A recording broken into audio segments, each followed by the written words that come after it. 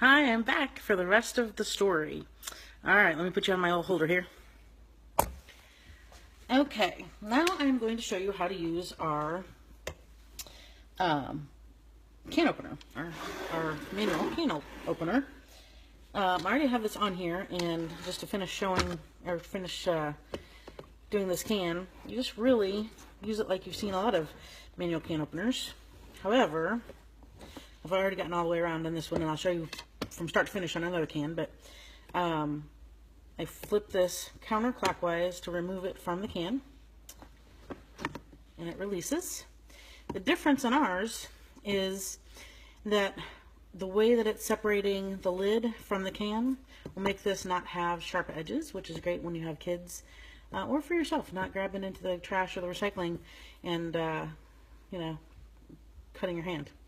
Also, the difference is this has some teeth. I don't know if you see little teeth right there. There's a handle over here that makes those teeth open and close. Yum, yum, yum, yum, yum. And those are used to grab onto the side of the lid to be able to just pull right off. I'm doing that wrong-handed here. Let me do it this way. And you just kind of pull on it. It brings that lid right off for you. And I don't know if you can see, but there are no sharp edges. I'm running my finger kind of even hard against that.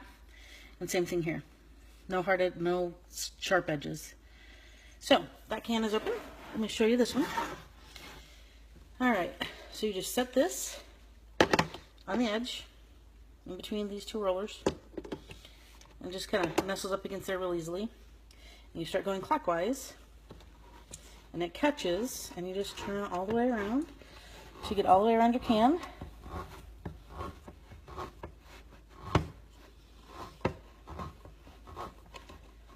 Almost there. Okay, and you can feel it release. I don't know if you could hear it, but you can feel it release. Then you go counterclockwise to release those two from each other. Let's go over the can. Then we'll do the handy dandy clipper thingy and pull up, and the lid comes right off. Okay, so got those ready. Move that out of the way. Move these out of the way for now. And we'll grab the meat out of the microwave. Okay. And, ooh, it's completely done. That was the 12 minutes that I kind of thought it would be. I let it sit there for a couple minutes while we did the cans. But, okay, so I've added the onion, and you can see those are translucent. You can't even see them now. Oh, here's a little piece. Let me find one. Well, never mind. It'll be too hard to get the little pieces out since I made them nice and small in our MFP. I'm just going to break this up the rest of the way so we don't have big chunks of meat in our chili.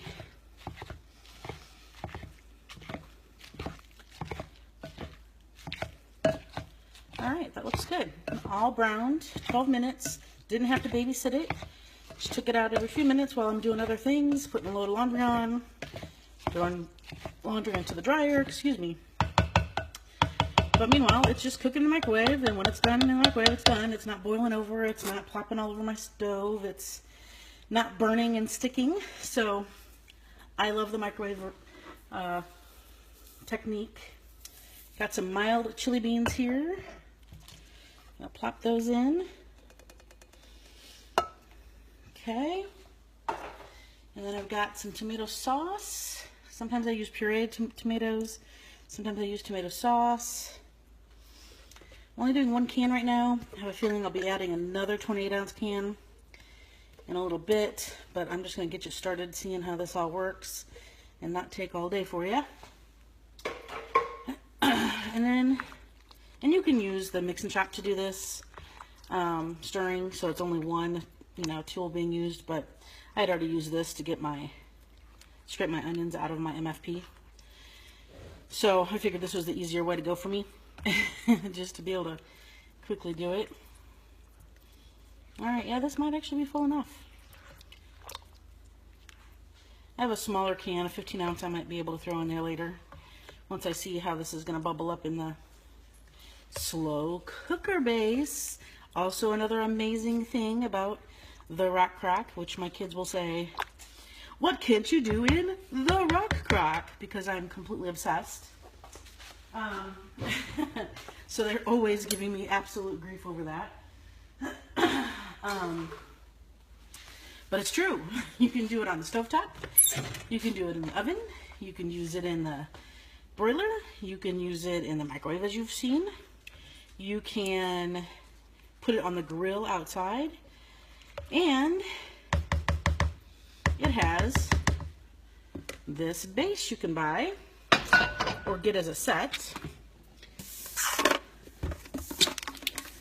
It's already kind of used, and I've used a little bit, but has you know, off, low, high, and warm, like, you know, pretty much every standard slow cooker.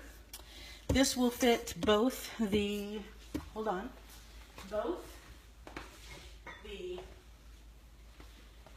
everyday size, you can see the size on this edge there. It fits both the everyday size pan, everyday pan, which is a 2.5 quart, great for sides or 2-person, 3-person families. For me and our family, the larger Dutch oven, which hopefully you can see the side there a little bit, also fits in there. And this is a 4-quart, the Dutch oven is. And then I'm just going to turn this on to high. And it's just going to sit there and cook. So in addition to the everyday pan and the Dutch oven size, there's also a Dutch oven XL, which does not fit the slow cooker base, but it's an 8-quart and it's huge, and I am lusting over it. And there are a couple other pieces too that also I'm interested in, obviously, but these two have become mainstays in my kitchen. And you can see we can brown the meat either on the stove or in the microwave, and then go right to the Dutch oven or the slow cooker, which you cannot do with traditional slow cookers, which I think is an amazing thing. That was always one of my biggest problems with slow cooking, was that you had to dirty up a bunch of stuff. I dirtied up one pan today to make chili, and that was from start to finish. So, and everything else that I used, with the exception of the lid to the MFP, is able to be put into the dishwasher. So I am off to do probably some crocheting. Oh, here. Probably some crocheting, because everyone who knows me will know that if I can crochet, I'm going to go crochet. So I got this dinner on, and probably ought to go do something with my hair and crochet. Hope you have a good day. Hope this was helpful. Let me know if there's anything else you want me to cook in the future, that you want to see how something works, a specific product, or you just want to see a specific dish done. I'm happy to give it a whirl. All right. Have a good one. Thanks. Bye.